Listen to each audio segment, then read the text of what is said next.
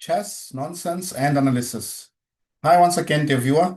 So we are still talking about the Uzbek Chess Cup, and yeah, basically it's called actually Uzchess, no? Uzchess Cup. Yeah, today was the second round that recently finished, and yeah, two positive results. So there were two wins in the field, and the rest were draws. The game that we are going to have a look at today was the game between Praggnanandhaa against Vokhidov. And Praggnanandhaa played a very nice, clean game, should we say. And another result was interesting. The player who lost the first round yesterday um, against Ergaisi, Yakupoev, won today with the black pieces against Aravind Chidambaram. So yeah, still a long way to go, and very exciting. So yeah, I'll quickly read the other results. So Sundarov, 27-10, he drew against Absatorov, 27-67, Elo. So Absatorov, of course, is one of the favorites. Richard Rapport drew against Nepomniachtchi, and Ergaisi drew against Maksudlu from Iran. And as mentioned before, Aravind Chidambaram lost against Yakuboyev. So yeah, very interesting tournament. And but let's zoom in this game.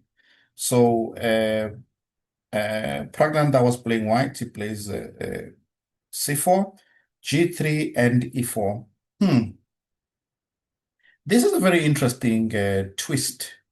And actually, Magnus Carlsen was using this system for a long time. And the idea is actually very interesting. So in the game, D6 was played, but so past games were something when we used to go like take on C3, D takes C3. I remember Carlsen played something like this against Anand. Now the idea is that of course knight takes E4 is not so great because of queen D5. And then I will take on E5 and possibly force a queen exchange, and I've got the two bishops. I will be better. So, but generally the idea of this is that black wants to play, excuse me, white wants to play F3, and then afterwards, instead of going bishop G2, this is a very interesting system because if bishop G2, black has got A6 and then B5, because black wants to actually open up the white squares to use his bishop, right? So Carlsen's idea was to play here knight H3 and then block the white square. So for example, if there's a knight E8, white is in time to play a move like G4. So yeah, this was a very interesting strategic idea that Carlsen used to play, and or rather played it to, in one game or the other. And Prague repeats, but okay, the opponent plays D6. D3 is played, knight C6, H3. And here it's, if you look at the game, this is normally what happens when sometimes two players of a different class meet. I mean, of course, Vokhidov is a very strong player, but Praggnanandhaa is now an elite grandmaster, super GM, and he has obviously rubbed shoulders with the elite for many tournaments, and you can tell just his preparation and his understanding of certain positions is of a different level. If you look at how, for me, these are very rare cases where you see somebody lose a chess game and you cannot necessarily pinpoint and say this is where the mistake was. Because if you look at Black's position, or rather Black's concept, okay, Black has already gotten some, he's trying to get some counterplay, right? because he's already played a6 b5. He's got a hit. He's going to open up for his rook. Hopefully, he's hoping that the b file could get to and be something. But Pragg doesn't give him a chance, and Pragg has got a very clean plan here. Plays king h2, so we see it. He wants to play f4, and then f5, and launch a kingside attack. Very, very easy and very logical and very straightforward. Plays this way, knight d4 and f5. So already g4 is going to come, knight g3 is going to come, and just very difficult for black to hit in the center. Because remember that old rule that said a counter, or rather a activity in the flank, you counter by a punch in the center, right? It's difficult for black to punch in the center with c65 because white has got d5 under control. So g4, b3. Now he's playing c6. He has to try to play d5, but he doesn't find the time. Knight h5 is coming. Yeah, this is desperation now, and you don't play like this against a player like Praggnanandhaa. Yeah, his calculation, his tactical skills are just on another level. And once we see this position, we understand it's gone. The bishop on a6 is out of the game. The rook on b8 is out of the game. The bishop on c5 is out of the game. The knight on d4 looks good, but is not helping in the defense of the position. And all of white's pieces are going to flow.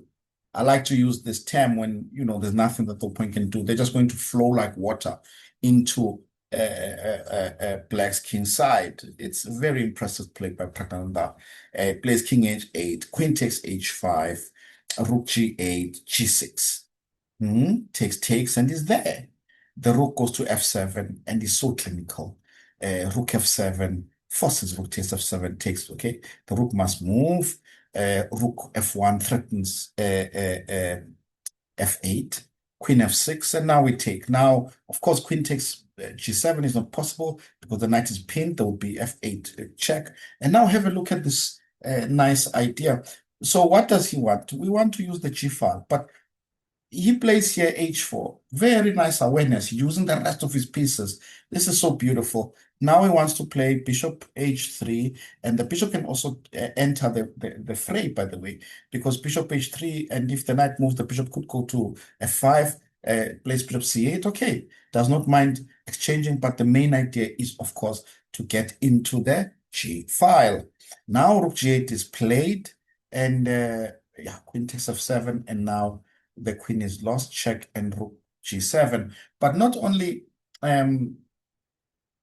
is the queen lost, but the problem that you're having is that you're also going to lose the other piece. Now, you will either lose the bishop on h3 or the knight on h7. And after that, it's just too much.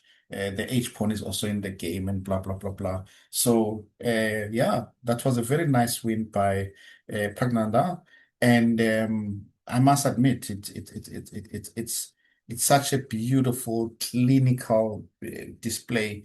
And yeah, he's also raising his hand as one of the favorites in the tournament. So very, very interesting. I cannot wait for the rest of the tournament to unfold. And really what I like about this tournament is that even the draws, though, they are fighting draws. I mean, if you look at all the draws that have been played, players are really going at it, and it's beautiful to see. And yeah, let's see what will happen. So yeah, so if you did like that, please comment, the viewer, share, and like, please. And yeah, if you haven't subscribed, why not? What are we waiting for? Please do subscribe if you don't mind. And yeah, till we meet next time. With that, I will simply say, checkmate.